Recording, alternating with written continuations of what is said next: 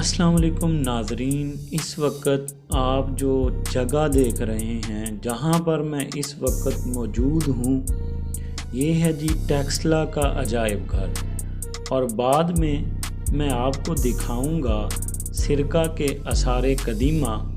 اس وقت جو آپ تصاویر دیکھ رہے ہیں، ملاحظہ فرما رہے ہیں، وہ مغلیہ سلطنت کے دور میں استعمال ہونے والی چیزیں ہیں۔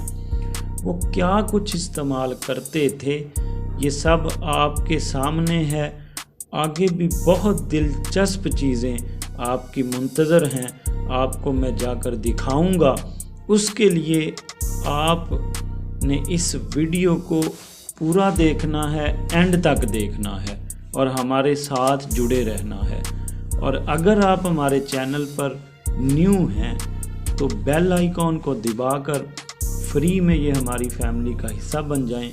اگر ہم ٹیکسلا کے متعلق مشہور تاریخی واقعات کی طرف نظر دوڑائیں تو ہمیں پتہ چلتا ہے کہ قبل مسیح 518 میں شاہ ایران کے زمانے میں ٹیکسلا کا ایرانی سلطنت میں الحاق ہوا۔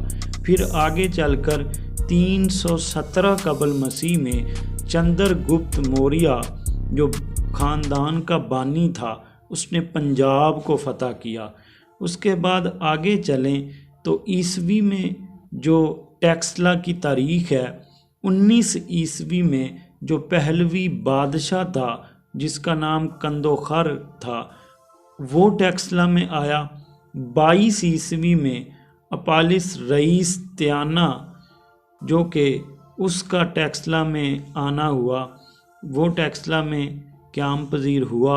اس کے بعد 400 عیسوی میں چینی سیاح تھا جس کا نام کاہیان تھا، وہ ٹیکسلا میں آیا۔ اس وقت ٹیکسلا جہاں اب بھی تباہ و بربادی کے آثار موجود ہیں، کہا جاتا ہے کہ سلطنت کشمیر کا ایک صوبہ بن چکا ہے۔ اس جگہ کو سرکہ کے نام سے جانا جاتا ہے۔ ناظرین، اس کے پیچھے ایک راز یہ ہے کہ یہاں پر ایک لڑکی رہتی تھی جو یہاں آنے والے لوگوں سے کوئی سوال کرتی تھی اور جواب نہ آنے کی صورت میں وہ لوگوں کا سر قلم کر دیتی تھی۔ تب سے اس جگہ کو سرکہ کے نام سے یاد کیا جانے لگا۔ ناظرین، آپ یہ آثار قدیمہ دیکھ سکتے ہیں جو کہ صاف واضح طور پر نظر آ رہے ہیں اور تاریخ کو ہمارے سامنے کس قدر پیش کر رہے ہیں۔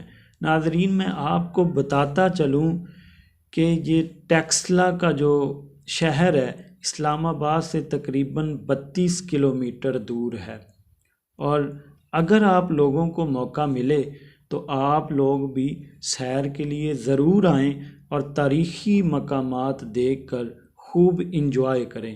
امید کرتا ہوں آپ کو یہ آج کی ہماری ویڈیو بہت پسند آئی ہوگی۔ اسی کے ساتھ ہی اجازت دیجیے، اللہ نگہبان۔